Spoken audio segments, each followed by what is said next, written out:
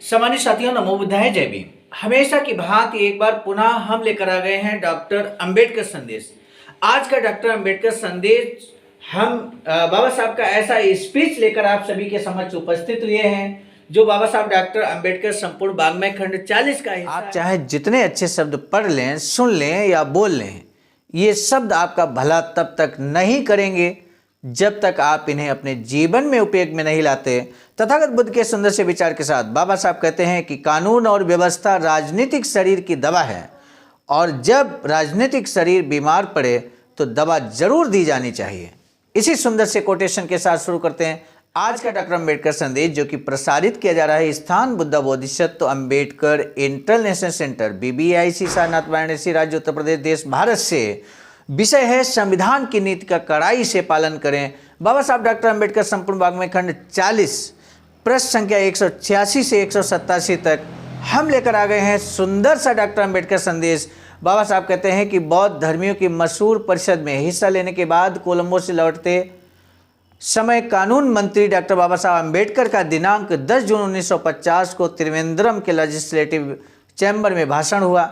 Chamber के बड़े हाल में सरकारी अधिकारी, सामाजिक कार्यकर्ता और अस्पृश्य बांधवों भगिनियों की भीड़ थी। संविधान और संविधानात्मक नीति इस विषय पर बाबा साहब का विचार प्रवर्तक और समयोचित में कहा हुए भारत प्रत्यक्ष संविधान ने अधिक संविधान के अनुसार व्यवहार करने की नीति जनता में होना बेहद महत्वपूर्ण है। देश में पार्लियामेंट्री पद्धति को सफलता मिले, इसलिए सरकार और जनता द्वारा संविधान के कुछ संकेत और नीतियों का पालन करना आवश्यक है। ये संकेत और नीतियां निम्नलिखित हैं।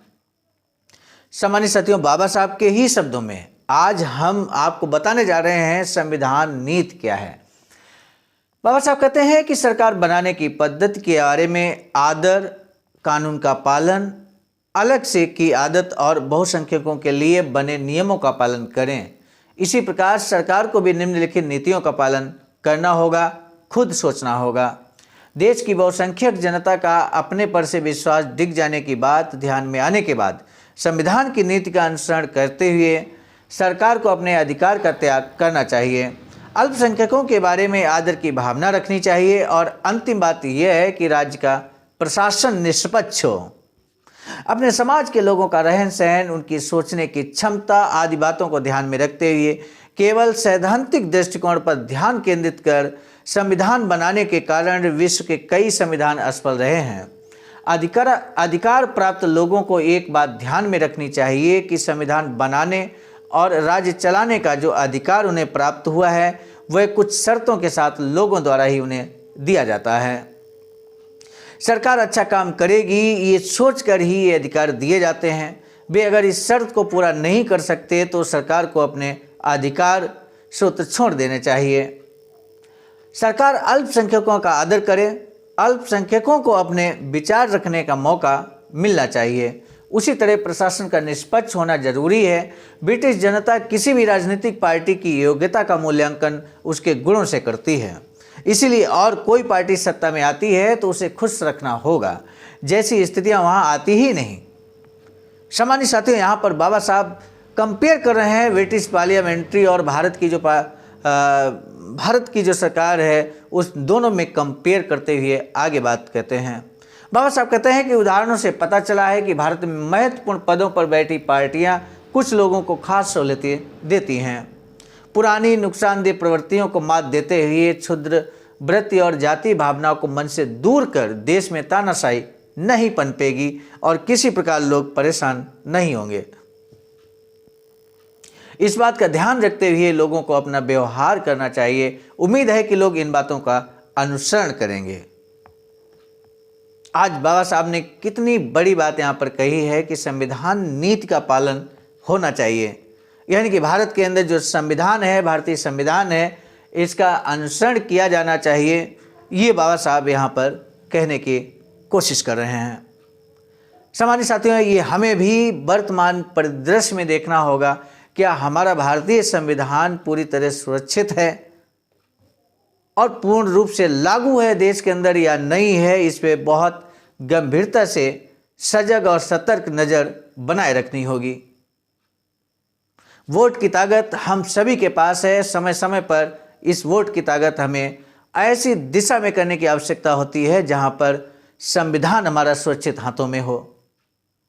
इसी आह्वान के साथ डॉक्टर अंबेडकर संदेश को हम ले जा रहे हैं समापन की ओर। लेकिन इससे पहले हम आपको बता दें, एक और अधूरी इच्छा बाबा साहब की थी, वो ये कि एक भारत देश के अंदर एक ऐसा वैचारिक सेंटर बने जहां पर भारत के बुद्धिजीवी लोग, चिंतनशील, कार्यशील लोग एकत्र हों और ऐसी कार्ययोजना, रणनीति को तैयार करें जिससे कि समाज को नई दिशा मिले, भारत देश को दिशा मिले, भारत समृद्धि के रास्ते पर आगे बढ़े, भारत में हो रहे शोषण, अत्याचार का पूरी तरह से खात्मा हो। ऐसे वैचारिक सेंटर की आवश्यकता पर बल दिया था बाबा साहब ने। लेकिन अखिल भारतीय अनुसूचित जाति जनजाति कर्मचारी कल्याण एसोसिएशन, बहुजन बौद्ध समाज संघर्ष समिति एवं all India doctor Ambedkar student association, जो कि एक दूसरे के अनुसांगिक संगठन है, SBI अकाउंट और IFC कोड आपके सामने है, इसके माध्यम से यदि आप धमदान करेंगे तो ये बहुजन बौद्ध समाज संघर्ष समिति के खाते में जाएगा और इसका आप द्वारा किया गया बहुमूल्य धमदान निश्चित रूप से ये वैचारिक सेंटर बनने में ही खर्च होगा।